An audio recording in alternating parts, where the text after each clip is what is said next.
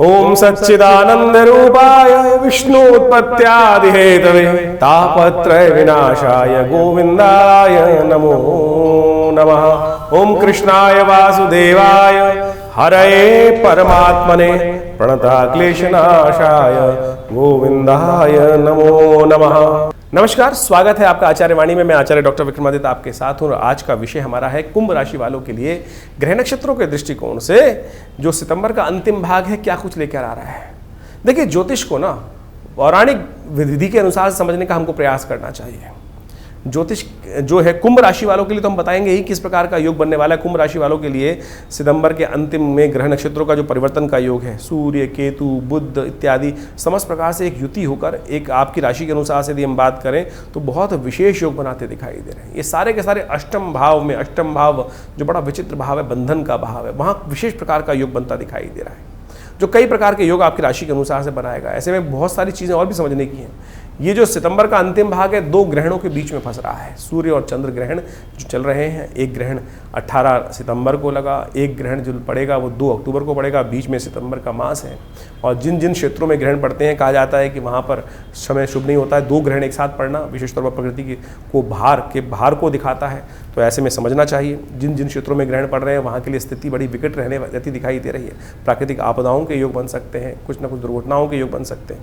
तो कुंभ राशि वालों, आपको समझना चाहिए आपके लिए किस प्रकार का योग सितंबर के अंतिम भाग में रहेगा। श्राद्ध भी चल रहे हैं और नक्षत्र विशेष तौर पर नवरात्र आने वाले हैं और इन सब स्थितियों में जो विशेष योग है कि जो हमने अभी आने वाला योग बन रहा है, सूर्य, केतु, बुध और साथ में चंद्रमा की युति भी बनेगी उसके साथ साथ, ये अनहोनी का योग बनाती है। तो ऐसे में विशेष तौर पर ध्यान रखते हुए कार्य करने की ज़रूरत है। तो आपकी तो इन दिनों 7.5 भी चल रही है, तो 7.5 के दृष्टिकोण से शनि महाराज क्या कुछ करेंगे वो आपको सावधानी के साथ समझते हुए कार्य करने का प्रयास करना चाहिए। तो आपकी राशि के अनुसार से सिलसिलेवार तरीके से समझें ग्रह नक्षत्रों का प्रभाव क्या है। और हमारा जो इस चैनल के माध्यम से आपके समक्ष वार्ता करने का जो प्रयास रहता है वो ज्योतिष को शुष्क रूप में उपस्थित करना नहीं है, ज्योतिष को पौराणिक रूप से समझने का प्रयास करना चाहिए। ज्योतिष में पंचांग का जब निर्माण किया जाता है तो पंचांग के अनुसार से हर उत्सव को साथ में डिस्कस किया जाता है, तिथि को साथ में डिस्कस किया जाता है, वार को साथ में समझने का प्रयास किया जाता है और इन्हीं से आपके जीवन के कष्टों की निवृत्ति का रास्ता मिलता है कि कब कौन सी चीज़ कहाँ। देखिए, सकल पदार्थ है जगमाई कर्महीन पुरुष पावत नाई, यानी हर पदार्थ जीवन में है, हमको रास्ता हर चीज़ है। जो जितना प्रयास करता है, जितनी मेहनत करता है, उतना इस अपने लक्ष्य को प्राप्त करने की तरफ बहुत सुंदर तरह से अग्रसित हो जाता है। तो सिलसिलेवार तरीके से समझो, ये कहानियाँ नहीं है जो हम समझाते हैं। बहुत सारे लोग कई बार लिख देते हैं कि कहानियाँ, अरे कहानियों से ही तो जीवन सार है, जीवन का निष्कर्ष है जीवन का, जो ऋषि मुनियों ने पौराणिक कथाओं के माध्यम से, उपनिषदों के माध्यम से, हमारे शास्त्रों के माध्यम से आपको समझाने के लिए उपस्थित किया। और सनातन के अंदर बड़ी विचित्र स्थिति है कि किसी के पास टाइम नहीं है। माया पुरानी कहावत है, आए थे हरि भजन को ओटन लगे कपास। उस वास्तविक लक्ष्य को जो प्राप्त करने का मार्ग शास्त्रों में वर्णित है उसको भूल जाते हैं और यहीं की आपाधापी में आज इतना नुकसान, इतना फायदा, इतना अच्छी, इतनी दोस्ती, इतनी दुश्मनी। अरे इन सब से हटो, समझो वास्तविक तौर पे क्या कुछ ग्रह नक्षत्र बता रहे हैं आपको, पहले ही योग क्या बन रहे हैं। 21 तारीख की यदि हम बात करें तो 21 तारीख शनिवार, चतुर्थी तिथि है, मेष राशि में चंद्रमा का योग बन रहा है। चतुर्थी का श्राद्ध इस दिन सुंदर रूप से विद्यमान रहेगा। तो यानी चतुर्थी जिस दिन जिनका गमन हुआ है उनके निमित्त अवश्य कुछ न कुछ कार्य करना चाहिए। बहुत सारे लोग ऐसे होते हैं, भाई हम तो विदेश में रहते हैं, कहाँ कुछ करें। श्रद्धा का समर्पण है ना, श्रद्धा का श्राद्ध का मतलब है श्रद्धा का समर्पण। कुछ दान करने से, किसी को भोजन कराना तो एक बहुत सुंदर उसका प्रत्यक्ष रूप है, लेकिन केवल मन से भी सोच लिया ना कि अरे दिवंगत आत्मा की आत्म शांति के लिए सोच लिया, बैठ के गायत्री जप कर दिया, 2 बार गायत्री जप कर देंगे तब भी उनकी दिवंगत आत्माओं की संतुष्टि हो जाएगी। इसलिए इसमें ना सोचें कि मैं भोजन कार्य, सब फालतू बातें। बहुत सारे लोग तो ब्राह्मण का नाम आती है, ऐसी उनकी स्थिति उत्पन्न हो जाती है, बहुत सारे ब्राह्मण का नाम दे दिया। अरे शास्त्र में प्रमाणित है, ब्राह्मण जो है उसको भोजन, ब्राह्मण का किसी जाति वर्ण व्यवस्था नहीं है, वर्ण है वो वास्तविक तौर पर। जो ज्ञान को अर्जित करेगा, लोगों की सेवा करने की बात सोचेगा, समाज के आगे बढ़ाने का बात करेगा, वही ब्राह्मण है। तो इस बात समझे, शास्त्र में कहा गया है कि ऐसे में अवश्य जो जिनके निमित्त श्राद्ध कर रहे हैं तो यदि गौ भोजन करा दें, काक के निमित्त कुछ भोजन निकाल दें, चींटी के निमित्त कुछ भोजन निकाल दें, भिक्षुक के निमित्त भोजन निकाल दें, गौ के निमित्त भोजन निकाल दें, ब्राह्मण के निमित्त कुछ ना कुछ भोजन करा दें, तो दिवंगत आत्मा की आत्म शांति का सुंदर रूप बन जाता है। और ऐसी कथाएं विद्यमान है, हमने देखा है प्रत्यक्ष रूप से। आप समझें, बिल्कुल प्रत्यक्ष रूप से हमने देखा कि उस कुछ भोजन इत्यादि का दान करने के बाद मन को जो संतुष्टि प्राप्त होती है उसी से सब कुछ जीवन चल जाता है। ग्रह नक्षत्रों का प्रभाव खैर समझ लीजिए कि किस तारीख के लिए आपके लिए कैसा है। तो कुंभ राशि वालों के लिए ग्रहों का योगायोग जो है वो दिन अच्छा बनता दिखाई दे रहा है। पुरुषार्थ करने का सुंदर रास्ता बनेगा, बहुत बढ़िया तरीके से आगे बढ़ने का रास्ता आपको मिल सकता है। बस ध्यान रखिएगा, समय का सदुपयोग करें। बहुत सारे लोग ऐसे मिल सकते हैं जो आपके समय को खराब करने का रास्ता बना सकते हैं, और यदि आप तटस्थ होकर अपने कार्य की तरफ लगे रहे तो ऐसे में बहुत सुंदर शिव का ध्यान, शिव का पूजन कर कर बहुत सुंदर तरीके से, शनिवार का दिवस है तो आप कोशिश ये करें, भगवान शंकर के मंदिर में जाकर थोड़ा एक जल में लोटे में थोड़े तिल डालकर उसके द्वारा भगवान का अभिषेक करेंगे तो बहुत सुंदर आपके लिए। शनि की 7.5 चली रही है, तो विशेष तौर पर कुंभ राशि वालों के लिए, कुंभ लग्न वालों के लिए भी समझ लें यही स्थिति है, तो अवश्य भगवान शंकर का अभिषेक करें। शनि का कोई और उपाय करने की जरूरत भी नहीं पड़ेगी। 22 तारीख की यदि हम बात करें तो उस दिन रविवार का अवसर, पंचमी तिथि है, रविवार है, और ग्रह नक्षत्रों का परिवर्तन का योग भी बन रहा है। मृगशिरा नक्षत्र के द्वितीय चरण में बृहस्पति का प्रवेश हो रहा है, और साथ साथ वृषभ राशि में उच्च के होकर चंद्रमा बृहस्पति के साथ ही विराजमान होने दिखाई दे रहे हैं। ये बड़ा सुंदर योग है आपकी राशि के अनुसार से। कई मामलों में सुख का पदार्पण करने का गजकेसरी योग निर्माण हो रहा है 2-3 दिन के लिए। तो ऐसे में पूर्ण उत्साह के साथ 2-3 दिन आपको कार्य करने की तरफ अपने आप को लगाने का प्रयास करना चाहिए। ये सुंदर तिथि है। दिन का आरंभ भगवान सूर्य का दर्शन कर कर उनके निमित्त गायत्री का जप करके करने का प्रयास करें। जो पंचमी के दिन जिन दिवंगत आत्माओं का शरीर पूरा हुआ, निर्माण हुआ, उनके निमित्त, शांति के निमित्त, उनके पितृ से निवृत्ति के लिए अवश्य कुछ तर्पण इत्यादि, ब्राह्मण भोजन इत्यादि अवश्य करने का प्रयास करें। मध्याह्न में सुंदर रूप से पंचमी विद्यमान है, तो अवश्य जिनका शरीर पंचमी के दिन पूरा हुआ है उनके लिए श्राद्ध शास्त्र में किया जाए। रविवार के दिन सुंदर योग बन रहा है, तो अवश्य श्रद्धा के साथ, विश्वास के साथ अपने कर्म को करने का प्रयास करें। ईश्वर की कृपा से आपके दिवंगत आत्माओं की आत्म शांति प्राप्त होगी और उनका आशीष भी आपको मिलेगा। 23 तारीख यदि हम बात करें, सोमवार का अवसर, षष्ठी तिथि इस दिन विद्यमान है, और चंद्रमा बहुत सुंदर तरीके से बृहस्पति के साथ, ग्रहों के साथ योगायोग बनाकर आपके लिए कई प्रकार से लाभ देने के योग तैयार बैठा है। बुध भी परिवर्तन की तरफ जा रहे हैं, बुध उच्च के होने जा रहे हैं आपकी राशि के अनुसार से, और ये बुध का उच्च होना आपके लिए बहुत सारी चीज़ों में आपको ऑर्गेनाइज करने की स्थिति बना सकता है। बुध स्वग्रही होकर केतु के साथ, और बहुत सारे भ्रमण के योग भी बनाते दिखाई देंगे इस समय। ग्रह योग ऐसे बन सकते हैं कि कुछ यात्राओं के योग भी आने वाले समय में आपकी राशि के अनुसार से आपको बनते दिखाई देंगे। सोमवार का अवसर है, शिव का ध्यान करना आपके लिए सबसे बढ़िया है। ओम नमः शिवाय का जप करें। जो षष्ठी के दिन जिनका दिवंगत आत्माओं का गमन हुआ उनके निमित्त ये श्राद्ध करने का अवसर है, तो अब अवश्य अपने पितरों के निमित्त गायत्री जप, तर्पण इत्यादि करते हुए उस कर्म को करने का प्रयास करें। गरीबों को भोजन कराने का प्रयास करें, तो ये आपके लिए अच्छा रहेगा। विशेष तौर पर ध्यान रखिएगा, इन दिनों अननेसेसरी की यात्राओं से आपको बचने का प्रयास करना चाहिए। ग्रह बहुत जल्दी आपको भगाते दिखाई देंगे, बहुत ज़रूरी होने पर ही उस चीज़ को करने का प्रयास करें, ये आपके लिए अच्छा रहेगा, नहीं तो समय थोड़ा बर्बाद हो सकता है। 24 तारीख को यदि हम बात करें, मंगलवार का अवसर, सप्तमी तिथि, मिथुन राशि में चंद्रमा का प्रवेश होने का योग बन रहा है, और ये मिथुन राशि में चंद्रमा का प्रवेश आपकी विजय को लेकर आता दिखाई दे रहा है, विजय के योग बनाता दिखाई दे रहा है, कार्यों में सफलता का योग बनता दिखाई दे रहा है। कई बार हमने देखा होगा, बहुत सारे लोग काम करते हैं और उसके बाद कोई लोग उनके बारे में बुरा सोच रहे होते हैं, अपने नुकसान करा बैठते हैं। कई बार हमारे मन में आता है कि सामने वाला जो कार्य कर रहा है उसके प्रति हीन भावना मन में उत्पन्न हो जाती है, और बजाय उसका नुकसान होने के हमारे नुकसान बन जाते हैं। तो इसी प्रकार का योग आपकी राशि में बना हुआ है। जो आपके बारे में हीन भावना रखेगा इन 2-3 दिनों में, वो अपना ही नुकसान कराएगा। तो आप अपनी चाल में मस्त होकर काम करने का प्रयास करें। अच्छे पॉजिटिव चेंजेस, थोड़ी सी नींद में खलल पड़ते हैं कि योग बन सकते हैं। ऐसे में ध्यान रखिएगा, तो आप अपने सोते वक्त रात को अपने सिराने पानी रखने का प्रयास करें, नहीं तो मन थोड़ा सा भटकने के योग भी बनते दिखाई देंगे। आपकी राशि के अनुसार से ऐसे योग बन रहे हैं। सप्तमी का श्राद्ध इस दिन किया जाएगा। जिन दिवंगत आत्माओं की सप्तमी के दिन गमन हुआ है, शरीर पूरा हुआ है, निर्माण हुआ है, तो उनके निमित्त श्राद्ध अवश्य करने का प्रयास करना चाहिए। यदि आप कहीं विदेश में बैठे हैं और बहुत सारी समस्याएं हैं तो चिंता ना करें, विवेकानंद योगाश्रम में सुंदर व्यवस्थाएं हैं। आप अपने दिवंगत आत्माओं के निमित्त जो भी ब्राह्मण भोजन इत्यादि, गायत्री का यज्ञ इत्यादि, तर्पण इत्यादि आप नाम गोत्र आश्रम में भेज सकते हैं, और यहाँ पर सुंदर व्यवस्था उसकी भी की गई है आश्रम की तरफ से। 25 तारीख यदि हम बात करें तो उस दिन अष्टमी है, बुधवार का अवसर है। अष्टमी का श्राद्ध करने के लिए सुंदर तिथि है, और ग्रह नक्षत्रों का प्रभाव यदि आपकी राशि के अनुसार से हमें समझाने का आपको प्रयास करें तो ये कहीं ना कहीं ग्रह योग जो है वो आपके अनुकूल बनते दिखाई दे रहे हैं। लेकिन शनि महाराज लगातार वक्र अवस्था में आपके लग्न में बैठे हुए हैं, जो आपकी राशि के अनुसार से आपके लिए थोड़ा सा विचारों को नेगेटिव तरफ ले जाते दिखाई दे रहे हैं। विचारों को सीधे रास्ते पे चलने के बजाय उल्टे रास्ते चलते दिखाई दे रहे हैं। तो शनि का उपाय लगातार आपको करने की बहुत ज़रूरत है। तो ऐसे में शनि के निमित्त ओम प्रांग प्रींग प्रोंग से शनिश्चराय नमः इस मंत्र का लगातार जप करते रहे, वो आपके लिए अच्छा रहेगा। और कहीं ना कहीं ग्रह नक्षत्र आप अपने चाल में मस्त होकर काम करें, एक पुरानी कहावत है ना, हाथी चलत बाजार में जो श्वान भौंके हजार। तो लोग आपके लिए कुछ भी बोलते रहे, आप यदि ग्रह नक्षत्रों के दृष्टिकोण से समझें तो आप अपनी चाल में मस्त होकर काम करने का प्रयास करें।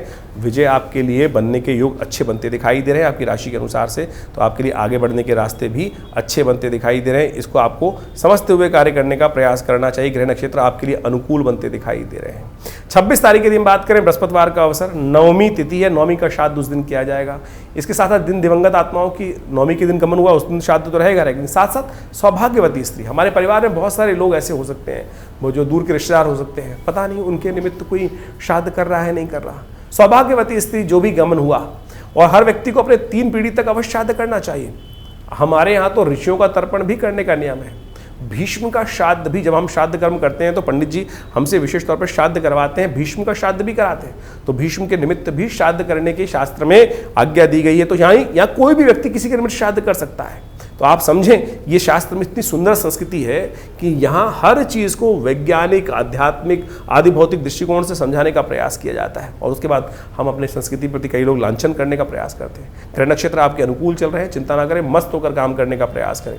जैसा हमने कहा ना, आगे बढ़िए। ग्रह नक्षत्र आपके पूरी तरह से सौभाग्य देने के लिए योग बना रहे हैं, अपने कर्म को करते चले। ग्रह नक्षत्र आपके अनुकूल दिखाई देते हैं। हाँ, शाम का समय थोड़ा भारी है। शाम के समय ग्रह परिवर्तन का योग बन रहा है, थोड़ा सा कहीं ना कहीं इमोशनल सेटबैक, थोड़ा सा एंजाइटी थोड़ी सी बढ़ाने के योग बन सकते हैं। तो अच्छा ये रहेगा कि अपने माथे पर तिलक, पीले रंग का हल्दी का तिलक करने का प्रयास करें। हो सके तो पीली चीज़ों का दान करें। थोड़ा सा, देखिए श्राद्ध चली रहे, चने की दाल थोड़ी भिगो दें, गौशाला में जाके अपने हाथ से खिला दीजिए, उससे कुछ ना कुछ भार, ज्ञान, सही मार्ग प्राप्त करने के योग बन सकते हैं। 27 तारीख शुक्रवार का अवसर, दशमी तिथि है, दशमी का श्राद्ध उस दिन किया जाएगा। ग्रह नक्षत्रों के दृष्टिकोण से थोड़ी सी वरीज थोड़ी बढ़ती दिखाई दे रही, स्वास्थ्य का ध्यान रखने की जरूरत है। इमोशनल पॉइंट ऑफ व्यू से अपने आप को थोड़ा दृढ़ रखते हुए कार्य करने का प्रयास कीजिएगा। हो सकता है छोटी छोटी बात मन को थोड़ा सा कहीं ना कहीं आपको हिला सकती है। ये ऐसे ध्यान रखते हुए कार्य करें। अननेसेसरी के पैसे खर्च होने के योग भी आपकी राशि के अनुसार से बनते दिखाई दे रहे हैं। थोड़ा सा स्वास्थ्य का ध्यान रखें, इम्यूनिटी को बढ़ाने का प्रयास करें। गौ पूजन करें, सबसे श्रेष्ठ है। गाय के अंदर समस्त देवताओं का वास होता है। शास्त्र में कथा आती है कि गाय का पूजन करने से समस्त देवताओं का पूजन हो जाता है। कथा ये है वास्तविक तौर पर कि एक बार राक्षसों का आक्रमण हुआ, राक्षसों ने पूरे धरा को व्याप्त कर रखा था। अब क्या हुआ कि देवता काज आके छुपे, तो समस्त देवता गौ के शरीर में प्रवेश कर गए, और उस दिन से ये कहा गया कि गाय के अंदर समस्त देवताओं का वास होता है। जब राक्षस वहाँ उपस्थित हुए तो उन्होंने देखा आसपास कहीं देवता दिखाई नहीं दिए, गाय चल रही थी, गाय पे कौन आक्रमण करे। हमारे यहाँ संस्कृति के दृष्टिकोण से इस बात को गाय निरीह प्राणी है बड़ा, कि कहाँ उस पर कोई हमला करेगा सोचे। लेकिन आज ऐसी कुछ स्थिति उत्पन्न हो गई है जो गौ हत्या की तरफ भी लोगों को प्रेरित करते दिखाई दे रहे हैं। ऐसा निरीह प्राणी जो जीवन को जिलाने के लिए अपने दूध तक को समर्पित कर देता है, तो सोचे उस गौ माता के निमित्त हम श्रद्धा भाव रखें, ये उपाय कर लीजिए, गौ पूजन कर लें, आपके लिए अच्छा रहेगा। दशमी का श्राद्ध इस दिन है, जैसा हमने आपको बताया। दशमी के दिन जो दिवंगत आत्मा है उनकी आत्म शांति के लिए इस दिन श्राद्ध किया जाना चाहिए।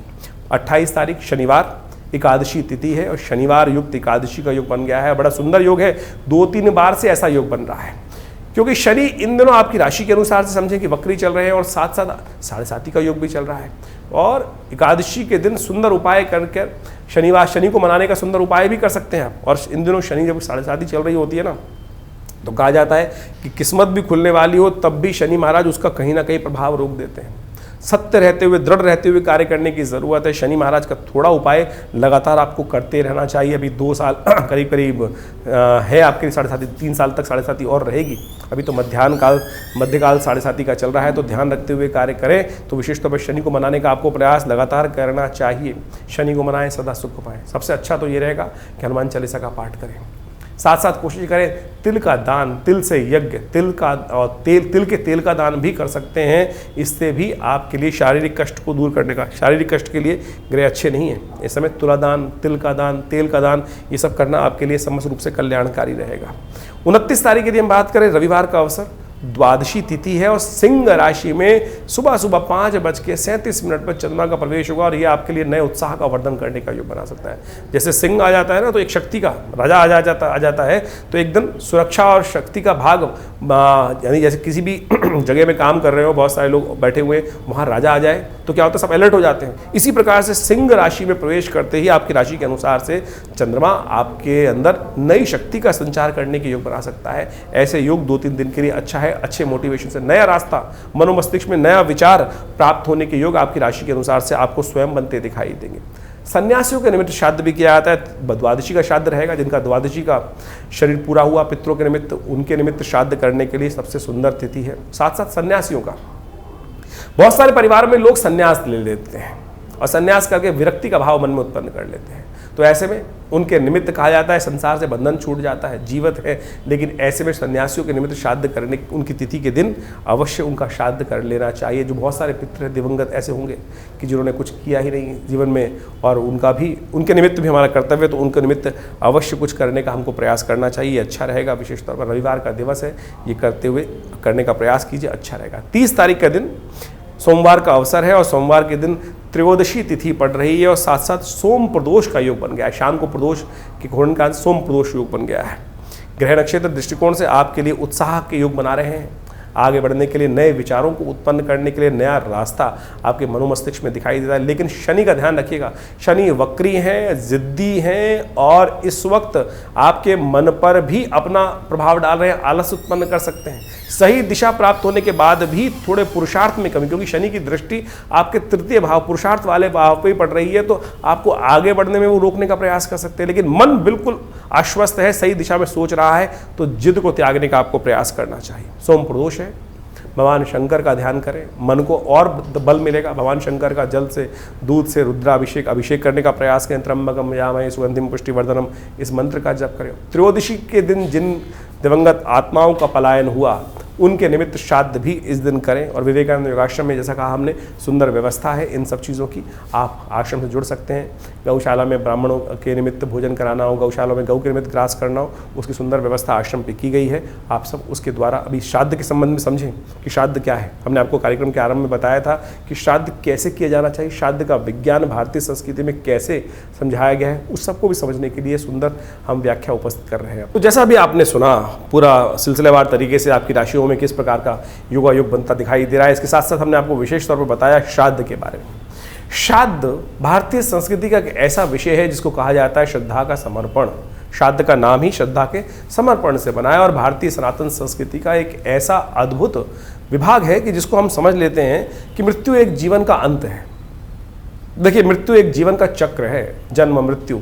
इस संसार में न तो जन्म का चक्र कभी समाप्त होता है, ना मृत्यु का चक्र कभी समाप्त होता है। पुनरअपि जन्मम पुनरअपि मरणम शास्त्र में कहा गया है और आदि शंकराचार्य जी ने इसको प्रतिपादित भी किया है कि हम बार बार जन्म लेते हैं और बार बार मृत्यु को प्राप्त होते हैं। तो इसलिए ये जो हम सोच के आते हैं कि एक बीज को डाला, उसके बाद समाप्त हो गया बीज, उसके बाद जीवन की लीला समाप्त, उसके बाद कुछ नहीं। मृत्यु के बाद भी आगे बहुत कुछ है। पुनरअपि जन्मम, ये बात सैद्धांतिक तौर पर सत्य के रूप में शास्त्र में प्रतिपादित की गई है। श्राद्ध उसका वास्तविक तौर पर प्रमाण है, ज्योतिष उसका वास्तविक तौर पर प्रमाण है कि हम पुनर्जन्म में विश्वास करने वाले लोग वास्तविक तौर पर भारतीय संस्कृति का एक वैज्ञानिक स्वरूप है ज्योतिष।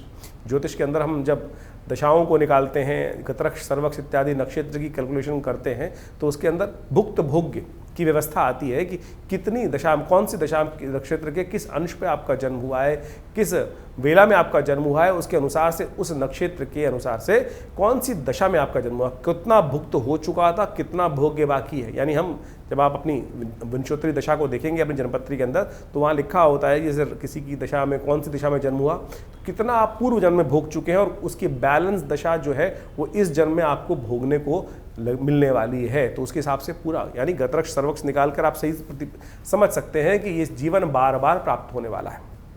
तो उसी प्रकार से और पुनर्जन्म जो है वो इतनी जल्दी होता नहीं है, हमारे यहाँ शास्त्र में कहा गया है। बहुत सारे लोग भ्रांति के रूप में इस कथाओं को सुना देते हैं कि व्यक्ति की मृत्यु हुई, जीवन समाप्त हुआ और कुछ ही दिनों में उसका पुनर्जन्म प्राप्त हो गया। लेकिन शास्त्र प्रतिपादित करता है कि हर व्यक्ति को अपने, देखो, 1 वर्ष तक तो आपको प्रेत योनि में ही रहना है जीवन समाप्त होने के बाद। जब तक आपकी उन्मासिक श्राद्ध पूरे नहीं हो जाएंगे, यानी 1 वर्ष तक, 1 वर्ष के बाद ही व्यक्ति प्रेत योनि से निकलकर पितृ योनि में जाता है। तो उस 1 वर्ष के अंदर तो प्रेत योनि होनी है, तो इतनी जल्दी पुनर्जन्म होना ही नहीं है। तो इस बात को हम समझें कि श्राद्ध किनको करना है किनको नहीं करना, ये तो भेद हो ही नहीं सकता। क्या स्त्री, क्या पुरुष, क्या छोटा, क्या बड़ा, हर कोई अपने दिवंगत आत्माओं की आत्म शांति के लिए श्राद्ध कर सकता है। जब हम श्राद्ध करते हैं तो वे देवताओं का श्राद्ध करते हैं, ऋषियों का श्राद्ध करते हैं, सप्त ऋषियों का श्राद्ध के साथ साथ हम ब्रह्मा विष्णु महेश इत्यादि समस्त ऋषिगण का भी श्राद्ध करते हैं, अवतर्पण इत्यादि करते हैं ना साथ में। तो इस बात को समझे, कोई भी किसी के निमित्त श्राद्ध कर सकता है। तो श्राद्ध इत्यादि श्रद्धा का समर्पण तो कहीं भी किया जा सकता है ना। तो आज बहुत सारे लोग कहते हैं कि भाई बड़े भाई कर लेंगे, छोटे भाई नहीं करेंगे। भाई कर लेंगे, स्त्रियां बहनें नहीं कर सकती। अरे कोई भी कर सकता है। राम की जब भगवान रामायण के अंदर इस कथा को बड़ी सुंदर तरीके से कहा गया है कि भगवान राम जब गया पहुँचे और उन्होंने वो श्राद्ध कर्म करने के लिए लक्ष्मण जी को हाट भेजा, दुकान में भेजा कि सामान लेके आओ, कि व्यवस्था करो, श्राद्ध करना है। और जब वो नहीं पहुँच पाए समय से, तो भगवान राम स्वयं लक्ष्मण जी को देखने गए। तब तक श्राद्ध का मुहूर्त ना निकल जाए, भगवती ने स्वयं वो श्राद्ध कर्म पितरों के निमित्त किया। तो जब सीता जी कर सकती हैं श्राद्ध स्त्री होते हुए, तो आप ये किस बात भ्रांति में बसे हुए हैं कि नहीं केवल पुरुष ही श्राद्ध कर सकते हैं। शास्त्र, भारतीय संस्कृति स्त्री पुरुष में कोई भेद नहीं मानता है।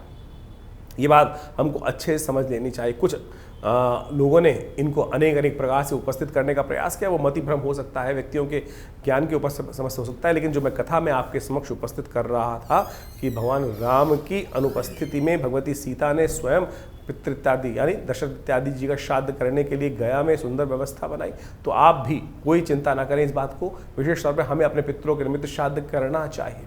कई लोग ऐसा कह देते हैं, गया का नाम आया है तो हम गया में जाके पिंड छुड़ाया है, उसके बाद आगे करने की आवश्यकता नहीं है। अरे वहाँ के महात्म्य वर्णित है कि इतने सुंदर स्थल है कि यहाँ पर पितृ को मोक्ष प्राप्त करने का सुंदर रास्ता बन जाता है, उसकी आवश्यकता नहीं होती। लेकिन ये तो आपका श्रद्धा का समर्पण है। जब तक आप हैं तब तक अवश्य अपने पितरों के निमित्त तीन पीढ़ी तक पिता, पितामह, परपितामह यानी 3 पीढ़ी तक अवश्य हमको अपने समस्त लोगों का श्राद्ध करने की कार्य करने का अवश्य प्रयास करना चाहिए। मध्याह्न काल शास्त्र के लिए सबसे श्रेष्ठ है। यानी जिस तिथि को मध्याह्न काल में हो, उस तिथि जो मध्याह्न काल में जो व्यापनी हो स्थिति, उसी में उस दिवंगत आत्मा जो गए हैं उनका श्राद्ध किया जाना चाहिए। यदि आपको ज्ञात है कि किस समय उनका गंतव्य हुआ, उस समय प्रत्यक्ष रूप से कौन सी तिथि विद्यमान थी, उस तिथि में चाहे कृष्ण पक्ष है चाहे शुक्ल पक्ष है, तो इन श्राद्ध अश्विन के श्राद्ध के समय में पितृपक्ष के दौरान उनका अवश्य तर्पण। और श्राद्ध में क्या क्या करना चाहिए? वैसे तो विधान बहुत लंबा चौड़ा है, जितना आप कर सकते हैं। गायत्री जप अवश्य करें, तर्पण अवश्य करें, पिंडदान अवश्य करने का प्रयास करें। तर्पण इत्यादि के साथ साथ गायत्री का जप कर सकते हैं, गायत्री का यज्ञ कर सकते हैं, ब्राह्मणों को भोजन करा सकते हैं, गऊ के घास निकाल सकते हैं।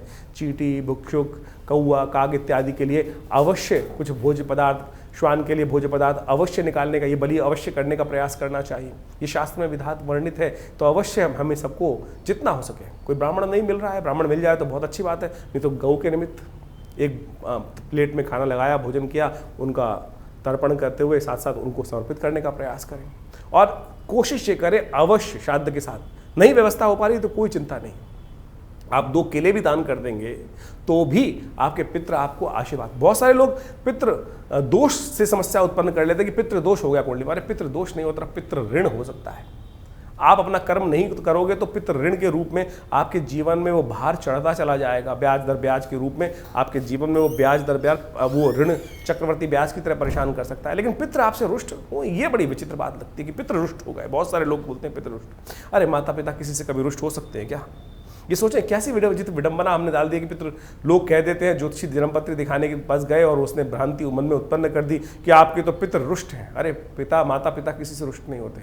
आप उनका उपहास भी कर दो तब भी वो तो, लेकिन दोष है, वो इस प्रकार का दोष है कि वो आपको प्रकृति माफ नहीं करती। आपको पितृ आपके रुष्ट होना, लेकिन प्रकृति आपको उस जो आपने गलत कर्तव्य किया है वो ऋण, वो भार आपके ऊपर अवश्य चढ़ जाएगा। वो आपको ध्यान रखना चाहिए।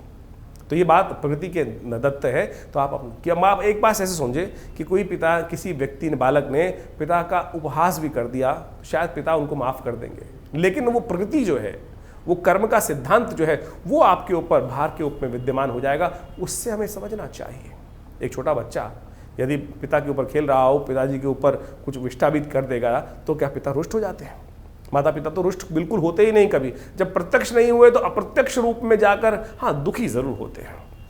घर में उत्सव चल रहा है, आपने गाना बाना सब कुछ किया, सब कुछ करा, लेकिन अपने पितरों के निमित्त कुछ एक थाली निकाली ही नहीं, उनको याद ही नहीं किया। अरे जिनके बिना हम जी नहीं पाते थे, जिनके बिना हम चल नहीं पाते थे, उनको इतनी विस्मृति हमने भुला दी कि हम उनको भूल जाते हैं। तो हमारे यहाँ भारतीय संस्कृति परंपरा है कि सबसे पहली थाली उनको, उनके पितृ के निमित्त निकाल कर, मिन्स कर और किसी गरीब व्यक्ति को दे दिया। इतना ही तो करना है खाली, और कुछ नहीं तो जल दे दीजिए भाई। हर नित्यपति तर्पण यही नहीं श्राद्ध के अवश्य करें, पितृ निमित्तिक श्राद्ध बोला गया है। निमित्तिक श्राद्ध, शास्त्र में 12 प्रकार के श्राद्धों का वर्णन आता है, और जो पावर्ण्य श्राद्ध इस वक्त हम पर्व में कर रहे हैं, पक्ष में कर रहे हैं, वो पावर्ण्य श्राद्ध के अंतर्गत आता है। और पावर्ण्य श्राद्ध के साथ साथ और ये समझे कि हम सब नैमित्तिक श्राद्ध भी तो करते हैं। नित्य प्रति श्राद्ध करना चाहिए, नित्य प्रति तर्पण करना चाहिए, नित्य प्रति जल देना चाहिए। जैसे सूर्य को जल देते हैं, उसी प्रकार से अपने पितरों का ध्यान करते हुए ये देव तीर्थ है, आगे वाली उंगलियां ये पितृ तीर्थ है। अंगूठे और पहली उंगली के बीच का जो तीर्थ है, यहाँ एक लोटा जल लेकर तर्पयन्ताम तस्यै सुधा तस्यै सुधा तस्यै सुधा। यदि स्त्री है तो तस्मै सुधा, और पुरुष है तो तस्मै सुधा तस्मै सुधा तस्मै सुधा। ये 2 देवियों का प्रादुर्भाव किया गया है ब्रह्मा जी के द्वारा। स्वाहा नाम की देवी यज्ञ की आहुति देवता तक पहुंचाती हैं, और स्वधा नाम की देवी आपके द्वारा अर्पित किया गया जो जल इत्यादि है, भोज्य पदार्थ इत्यादि हैं, वो आपके पितरों के तक पहुंचाती हैं। तो इसको अवश्य करने का प्रयास करना चाहिए। हमने विवेकानंद योगाश्रम के में एक विशेष व्यवस्था करी है कि इन पितृपक्ष के दौरान में यदि आप घर में किसी कारण से नहीं कर पा रहे हैं, या कर पा रहे हैं पूर्ण विधि नहीं हो पा रही है, गायत्री यज्ञ नहीं हो पा रहा है, तो हम आश्रम से संपर्क साध सकते हैं। आश्रम में पूर्ण व्यवस्था है, पूरा दिन यज्ञ की सुंदर व्यवस्था रहती है। नित्य प्रति 8 घंटे यज्ञ किया जाता है। तो अपने पितरों के निमित्त गायत्री का यज्ञ, तर्पण, ब्राह्मण भोजन इत्यादि समस्त प्रकार से करने की व्यवस्था रहेगी। आप अपने यदि किसी कारण से नहीं हो पा रहा है तो विवेकानंद योगाश्रम से फोन संपर्क साधकर आप अपने समस्त पितरों के निमित्त तर्पण इत्यादि, ब्राह्मण भोजन इत्यादि, गायत्री यज्ञ इत्यादि की सुंदर व्यवस्था, गौग्रास की सुंदर व्यवस्था करने के लिए सुंदर आश्रम से संपर्क साध सकते हैं। आश्रम में गौशाला भी है, सब कुछ व्यवस्था पूर्ण विधि के साथ की जाएगी। तो आप सब इन सब श्राद्धों में ऐसा ना करें कि हम सब लोग केवल ये परिपाटी भूल जाते हैं। बहुत सारे लोग तो क्या नई गाड़ी नहीं खरीदेंगे, नए वस्त्र नहीं खरीदेंगे, नया कुछ और समस्याओं कर देते, इतना करके बस छोड़ देते हैं। अरे ये सब तो बहुत भौतिक चीज़ें हैं। मुझे बताइए, आपके नए वस्त्र खरीदने से आपके पितृ रुष्ट होंगे या आप प्रसन्न होंगे? आपके पिता माता पिता आपकी तरक्की को देखकर, आपकी नई गाड़ी को देखकर अरे प्रसन्न ही होंगे भाई। ये कहाँ से व्यवस्था चल गई कि केवल गाड़ी नहीं खरीदना, चाँद चल रहे हैं गाड़ी नहीं खरीदेंगे, और फिर नई जनरेशन आती है उनको आप समझा नहीं पाते हैं। तो समझे ये चीज़ नहीं है। वासना युक्त जीवन, हमको ये बात ध्यान रखनी है कि वासना युक्त जीवन में नहीं, संयमित जीवन जीते हुए उनको भी याद, उनका श्रद्धा का समर्पण करते हुए हम अपनी सुंदर, आपके सुंदर सौंदर्य जीवन से, आपके आगे बढ़ते हुए जीवन को देखकर आपके प्रति कतई आपसे अप्रसन्न नहीं हो सकते, दुखी नहीं हो सकते। इन सब भ्रांतियों को हटाने का प्रयास करें। आप नए वस्त्र घर में लाएंगे तो अपने पिता के निमित्त भी कुछ लेके आइए ना। हमारे एक मिलने वाले थे, उनकी मृत्यु हो गई और उन्होंने स्वयं आके कहा कि वो जब चले गए तो पंडित जी के लिए कपड़े लाने थे उनको, तर्पण उनकी श्राद्ध कर्म के दिन। तो वो जो स्त्री थी थोड़े हल्की क्वालिटी के कपड़े ले आई। जब वो पंडित जी को दे रही थी तो उसके बाद ऐसा हुआ कि वो दिवंगत आत्मा ने आकर स्वयं बोला, क्या मैं इतना पैसा समृद्धि छोड़ के गया था, क्या मेरे निमित्त तुम अच्छे वस्त्र भी दान नहीं कर सकते? यही ऐसी ही कथा रामायण में मिलती है। कहा जाता है कि भगवान राम जब अपने पिता के श्राद्ध करते हुए ब्राह्मण भोजन करा रहे थे तो भगवती को उन्होंने बाहर बुलाया। वनवास की स्थिति थी, भगवती नहीं आई बाहर, तो भगवान राम ने ब्राह्मण जी को भोजन कराने के बाद उसके बाद उनसे पूछा भगवती से कि आपको बुलाया, आप आई नहीं? बोले जब आप भोजन करा रहे थे तो मैं साक्षात देख रही थी कि यहाँ पर स्वयं हमारे पितृ उसी रूप में विद्यमान हैं और उनको भोजन करा रहे हैं आप। तो मैं उनको इस अपनी सन्यासी अवस्था में बाहर आकर, सन्यासी वल्कल वस्त्र धारण करे हुए इस अवस्था में आकर उनको दुखी नहीं करना चाहती थी। तो सोचे ये साक्षात इतनी सुंदर कथा शास्त्र में वर्णित है कि हम जो ब्राह्मण को भोजन करा रहे हैं वो साक्षात वही है कि पितृ हमारे घर आकर उसको ग्रहण कर रहे हैं। ये है श्रद्धा का समर्पण। आप ये सोच के बैठे ब्राह्मण भोजन करा रहे, टाइम बार बार देखे जा रहे हैं, कब जाएंगे पंडित जी, कब कितना खाएंगे, कितनी रोटी खाएंगे। ये स्थिति मन में ना रखें। श्रद्धा का समर्पण पूर्ण श्रद्धा के साथ सोचें। आपकी जब पितृ ऋण चढ़ता है ना, जब नहीं आप निवृत्त करते हैं तो कितना भार, जीवन में चलते चलते व्यवसाय में कष्ट, कुछ ना कुछ चलते हुए जलती हुई गाड़ी रुक जाती है, अनेक प्रकार की जो समस्याएं जीवन में उत्पन्न हो जाती है, समझ में ना आ रहा हो तो कहीं ना कहीं सोचना, क्या आपने पितृ ऋण से निवृत्ति का मार्ग सोचा है?